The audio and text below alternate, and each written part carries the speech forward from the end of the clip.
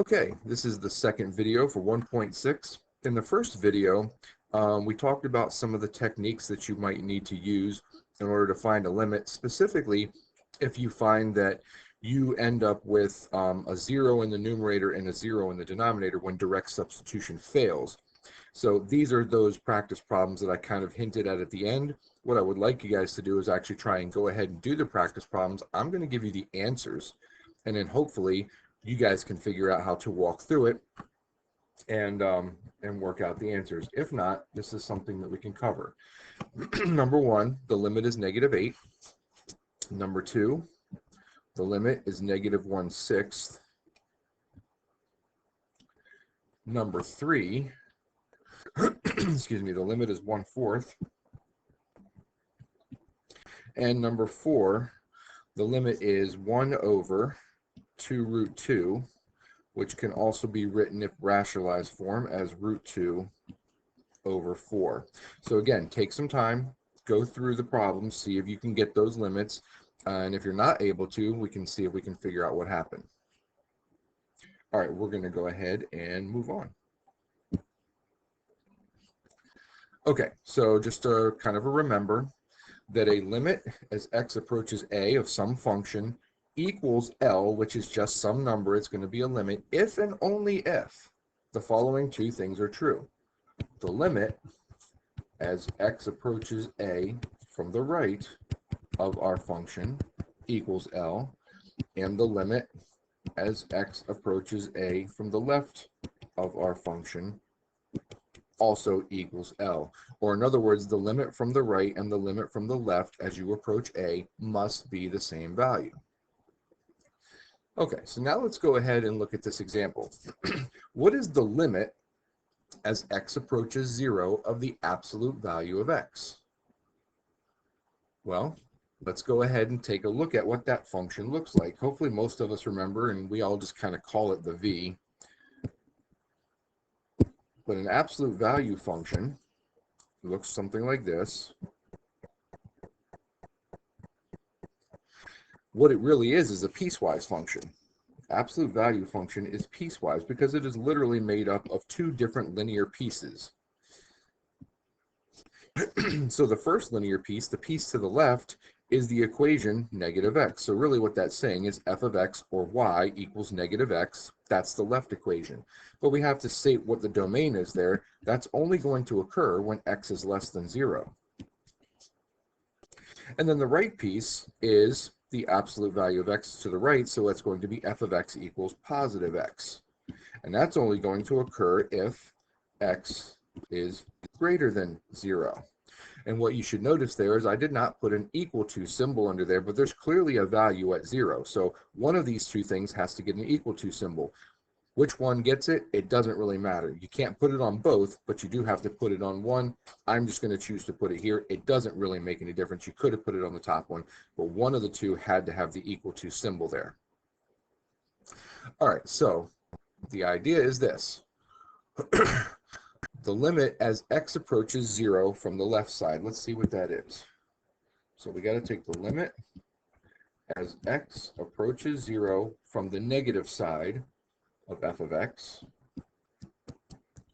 Well, that's coming from this piece right there because that's the left side of 0. So as x approaches 0, I can directly substitute 0 in there and you get -0, which of course is just 0.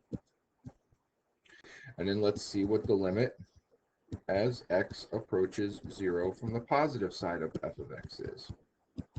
Well, that's this piece because when x is greater than 0, that's the positive side. So I can directly substitute 0 in there, and I also get 0. So now the limit from the left of 0 and the limit from the right of 0 are both 0. So that means the limit as x approaches 0 is 0. Let's make that a 0. Now let's look at a slightly different function. Let's look at the limit as x approaches 0 of the absolute value of x divided by x. So once again, probably a good idea to sketch this. And because of that absolute value, once again, this is a piecewise function. We've actually seen this before. If I were to plug any number in positively, anything greater than 0, Well, if I plug in 1, I get 1 over 1. If I plug in 2, I get 2 over 2. If I plug in 7, I get 7 over 7. Everything reduces to 1. So anything from here to the right is going to be a value of 1. Why did I put an open circle there? Because I know that plugging 0 into the denominator gives me a problem, 0 in the numerator also, so it's going to give me a hole. Now what happens when I move to the left of 0? As I go to the left of 0, we have the situation of a positive value, because you're going to get a positive from the absolute value, over a negative value, but they will be the same value. So a positive divided by the negative of the same value will always give you -1. So going to the left, it looks like this. And again, that should look familiar. We have done that before. So now let's go ahead and find our limits. Well, the limit as x approaches 0 from the left side of f of x here, well, if we approach 0 from the left side, it's approaching the y value of -1 down here. And the limit as x approaches 0 from the positive side of f of x, that's the one up here, that's approaching +1. So because of that, this limit doesn't exist as x approaches 0. So we say the limit does not exist. And the reason it doesn't exist is because we have differing behavior. Differing behavior. The limit from the left must equal the limit from the right. If not, the limit doesn't exist due to differing behavior. Okay. One thing you can see is that the one-sided limits did exist. The limit from the left and limit from the right existed, but they didn't equal each other. So we can talk about another specific type of function where the one-sided limits are going to be important. They're actually going to be extremely important in this type of a function, which is called a step function. And a very common type of step function is something which is called the greatest. Ooh, that's just awful. Sorry about my handwriting there. Try that again. It's called the greatest integer.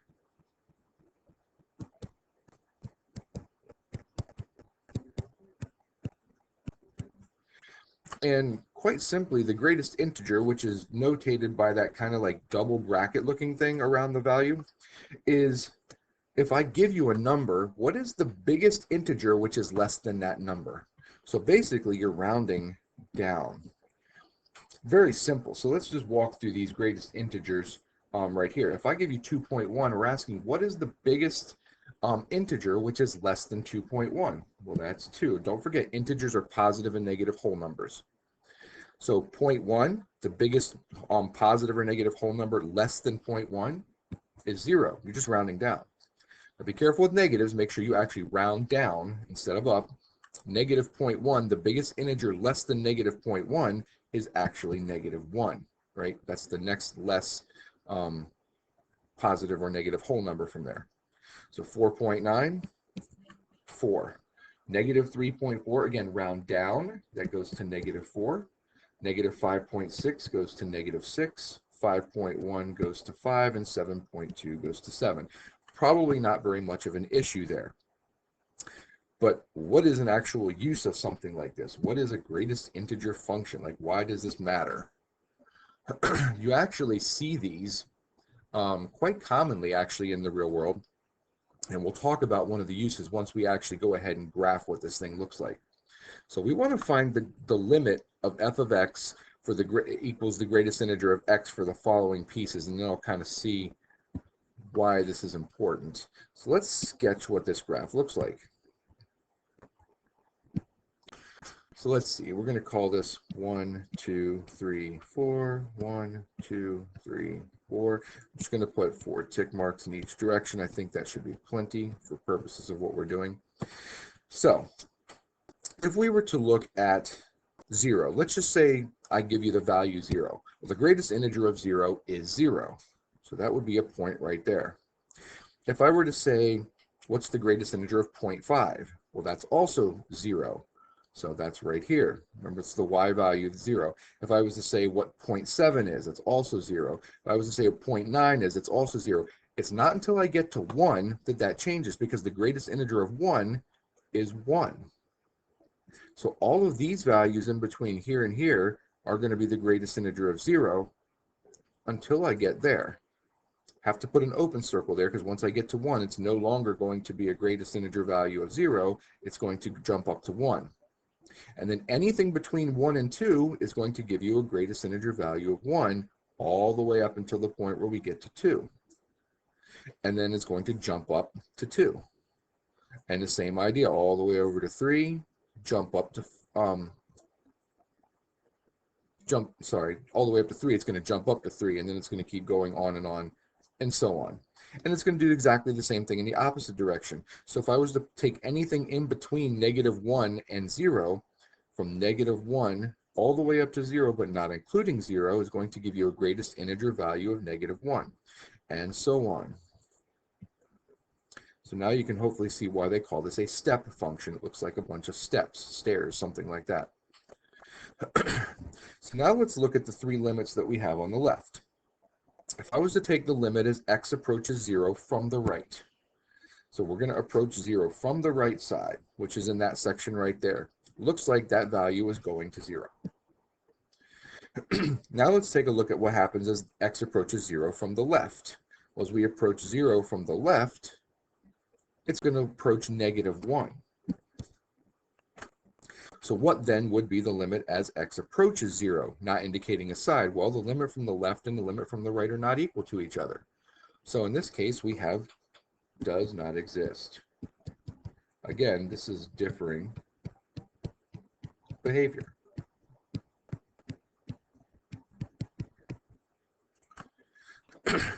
So one of the things I want to point out here is that when we say approaching from the left and the right, remember we're talking about values which are really, really close, or getting really, really close. I understand that all of this is still approaching 0 from the right-hand side, but those are too far away. They don't make any sense because they're too far away from 0. So we're only talking about the values which are getting from really, really close. That's why we use the 2 pieces that are the closest to 0 and not the other pieces on the outside. I know that that's been confusing sometimes in the past, so just want to make sure you understand. All right, and then the last one is the limit as x approaches 5. Well, think about this. X equals 5 is a place where the step changes. Anytime you're going to be at a place where the step changes, it's going to be something that does not exist, because of the fact that from one side it's going to be one value, but from the other side it's going to be the other value. So they're always going to be differing behavior. You can take and find limits as x approaches something in between the values. Like if I say, what's the limit as x approaches 1.5? So let's put 1.5 right there. As x approaches 1.5 from the right and from the left, well, both of those things are approaching a y value of 1. So that limit exists. It's only where the limit, it's only where the function changes, where it jumps from one thing to another, that the limit's going to fail to exist. All right, hopefully that was relatively clear. And greatest integer functions are not extremely commonly used in mathematics here, but they are used in the real world. And I did say I was going to tell you where that would be. If you think about it, if you've ever been to like a parking garage or something like that, and it says you have to pay $2 for the first hour and then 50 cents every additional hour. Well, they don't charge you for, like, it's not going to be $2.23. It's either $2 or it's $2.50 after that first hour. So it jumps from one value up to the next one. There's no in between. That's a very common use of a step function in the real world. So it's like you go from one step up to the other, nothing in between. Again, really common use. There's tons of other ones. That's just an easy one that I thought of. Okay, got a couple of more theorems to do here, and then a few problems at the end to wrap it up. These theorems, it's going to be a lot of math speak. I'm going to do my best to try and make sense of this for you guys. So the first theorem says that if f of x is less than or equal to g of x, so I'll get two functions, one of them is less than or equal to the other one when x is near a, except for possibly at a itself, and the limit as x approaches a of both f and g exist. As x approaches a, if that's the case, then the limit of f of x as x approaches a is less than or equal to the limit of g of x as x approaches a. Again, a lot of math speak. I get it. Let's go ahead and sketch an example of what this might look like, and maybe this will make more sense. So the very first part of this, the top part, says that f of x has to be less than or equal to g of x all the time, except for possibly at some value a. So we're going to draw one that's really easy to figure out. So up here on the top, I'm going to draw g of x, which just kind of looks like it's probably some parabola. And according to our statement, f of x has to be less than or equal to g of x all the time, except for possibly at a. So down here, we're going to draw f of x. Whoops, I missed. Let's try again. It's supposed to actually hit the origin. Both of these are supposed to actually hit the origin. I did not do the best job there of hitting the origin. One more time. See if I can make this work. All right, I guess that's close enough.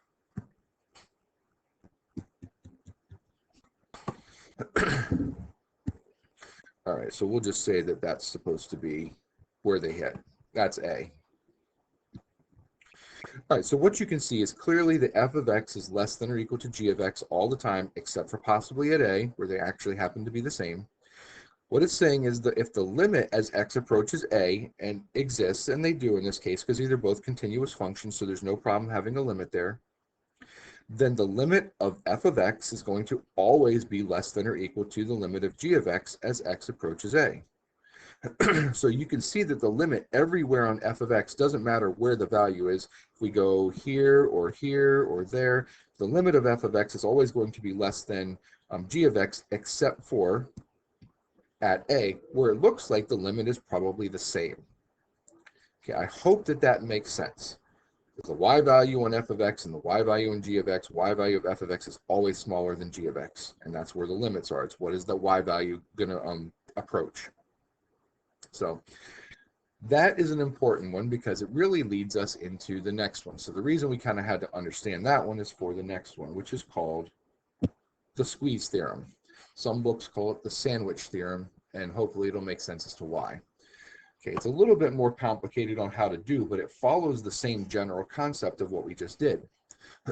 So it says, if f of x is less than or equal to g of x, which is now less than or equal to h of x, so I've introduced a third function, when x is near a except for possibly at a, and the limit of f of x as x approaches a equals the limit of h of x as x approaches a, which equals the same limit.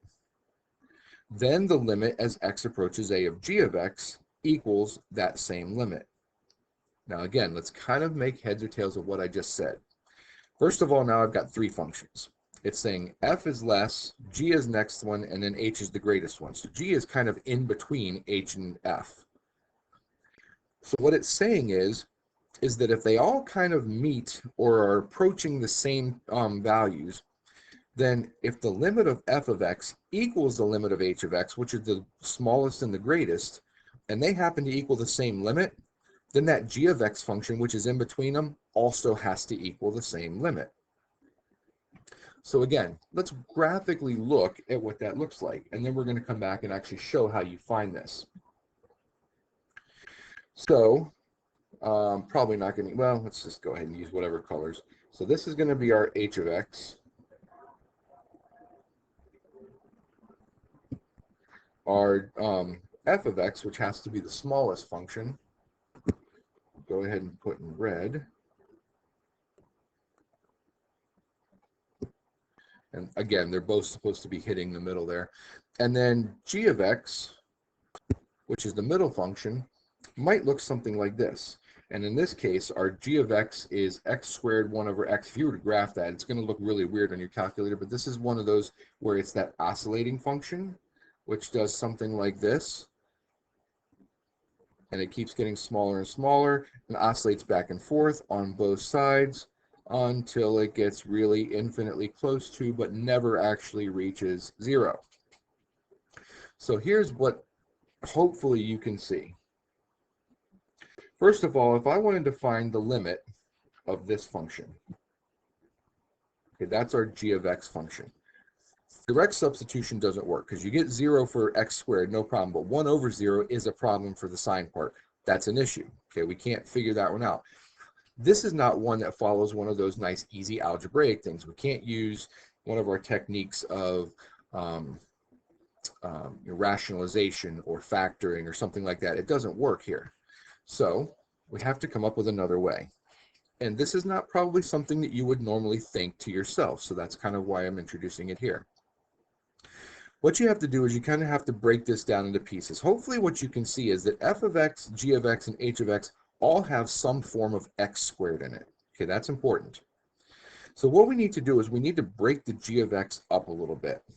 First of all, we're going to start off with the fact that, okay, g of x has the sine of 1 over x, and that's really the part that's causing the problem. So we're going to say sine of 1 over x. The only thing that I can say, well, not the only thing, but one of the main things that I can say for sure about this is that sine, because it's a sine function, has to be bound in between -1 and 1. Okay, so sine is in between -1 and 1, always. Sine values can only go from -1 to 1, that's the range.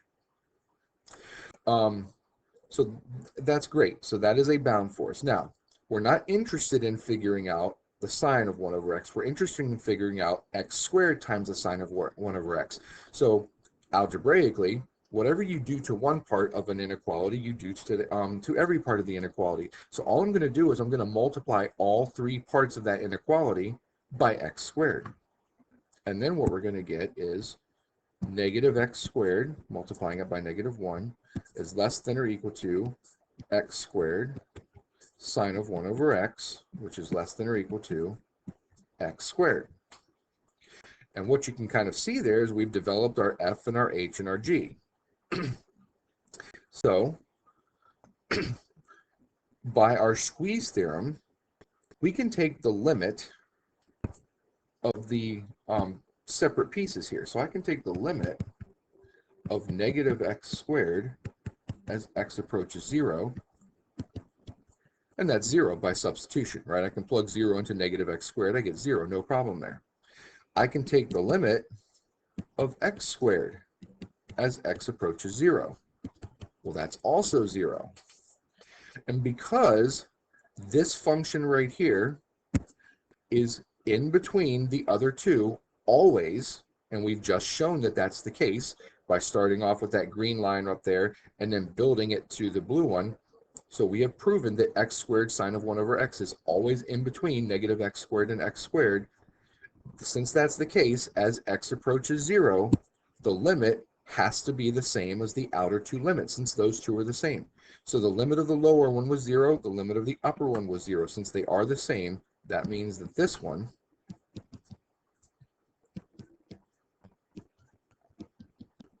as x approaches 0 is also 0 by the squeeze theorem. So again, no way really to algebraically manipulate that one to do it other than to use this squeeze theorem in this case. And that's what the squeeze theorem says. Not exactly the easiest concept, but it is an important concept for some future things. It's not going to appear an awful lot, but it is good that you understand it. So if you didn't quite get that one, go back and maybe rewatch it. If you really still aren't getting it after what I've said, maybe try and find some supplemental videos or something somewhere. No problem there as well. All right, one more page to look at. And this is just going to be doing some practice with limits involving trig functions. So if we look at the limit as x approaches 0 of tangent x over x, again, direct substitution here is not going to work. You're going to end up with 0 on top and 0 on the bottom, and it's important, again, mathematically, that we show this. So again, you have to write the limit of tangent of x as x approaches 0 is 0, and the limit as x approaches 0 of x is 0. You must write those things out separately. You cannot write equals 0 over 0. Again, you cannot do that. But now that we do know that we have 0 and 0 in the numerator and denominator for our limits, we can go ahead and try to manipulate this thing a little bit.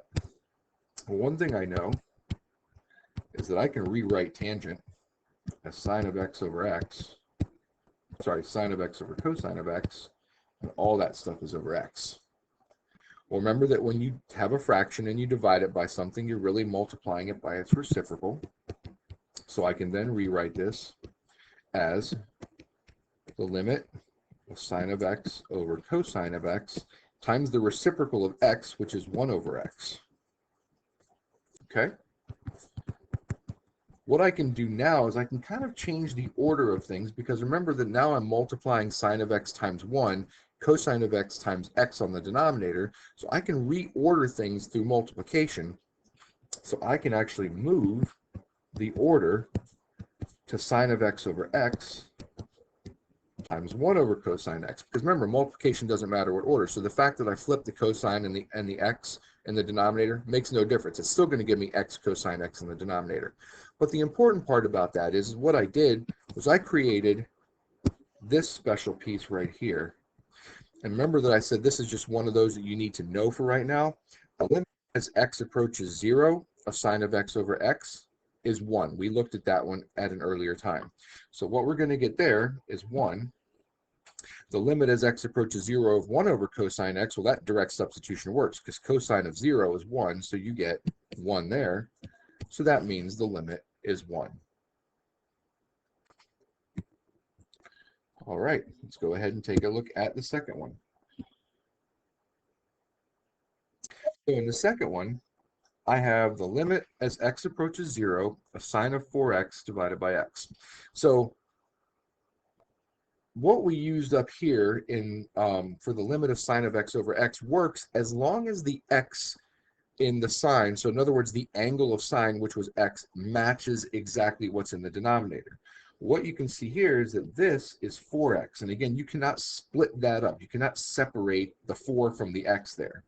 So that's going to be a problem because sine of 4x is not the same, excuse me, the 4x, the angle is not the same as what's in the denominator x. It's still going to give us a problem. And I am actually going to skip it for sake of time here as far as writing the whole limit equals 0 on the top and the bottom part. But what we can do is we can actually create the denominator having a 4 in it. But I can't just put a 4 down there because that obviously changes things. That's no longer the same function.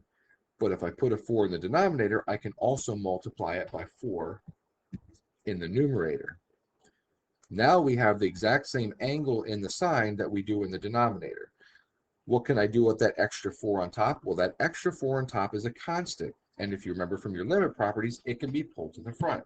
So I can then write this as 4, limit as x approaches 0, sine of 4x over 4x.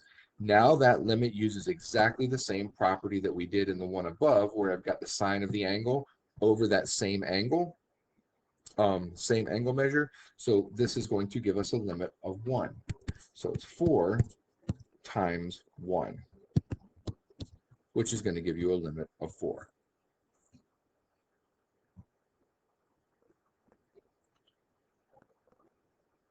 All right, and then the last one here.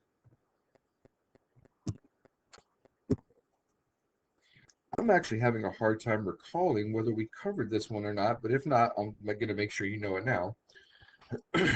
Once again, I have a 3 on top, so I can factor, or not factor, I can pull that 3 out to the front of the limit as a constant.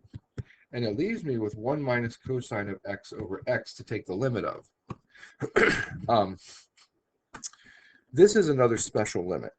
1 minus cosine of x over x is one of the 2 special limits that you're going to have to know. So if I did not cover this one, kind of star this because we need to know this. The limit as x approaches 0, 1 minus cosine of x over x actually goes to 1. I'm sorry, goes to 0. Excuse me, I apologize. So what you're going to get here is 3 times 0, which is 0. We will actually be able to show that this 1 minus cosine of x over x as x approaches 0 goes to 0, and the 1 up here, the limit as x approaches 0 of sine of x over x goes to 1. We will actually be able to show that in a later time, but for now, just understand that those are the values. So this one goes to 0. All right, that is way too long for this video. I apologize for that, but that is the end of the lesson.